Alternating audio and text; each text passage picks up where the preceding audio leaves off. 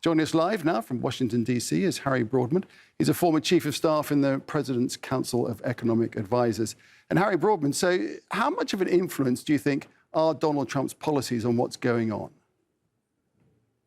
Well, they are certainly contributing right now for softness and growth of the U.S. economy and likely to reverberate in global markets. And also in terms of inflation, although the last report of inflation was backward looking, in other words, it was the month and quarter previous to all these tariffs that Mr. Trump has put on, there's little question that the next report on inflation will show that it has been increasing.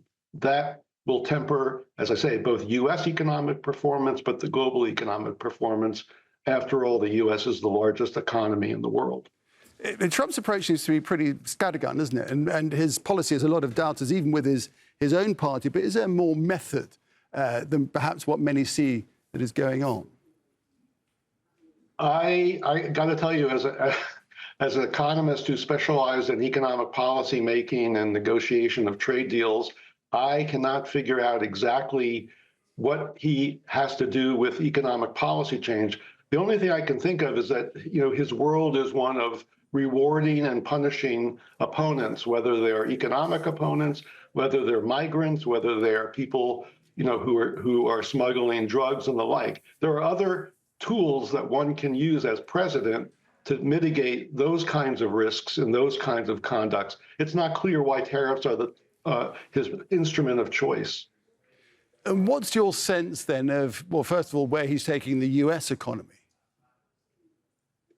Well, I don't know. I don't know. My sense is I think he's taking the economy downward, both in terms of slower growth and heightened inflation, but more importantly, generating tremendous amounts of uncertainty, not just on the part of investors in financial markets, but businesses who make those investments, consumers who make purchases, and generally people who worry about their future and how are they going to save to pay mortgages, childcare, and the like. He's created a tremendous amount of uncertainty, the likes of which I've not seen, frankly, in my lifetime. And given that, where does that leave the global economy?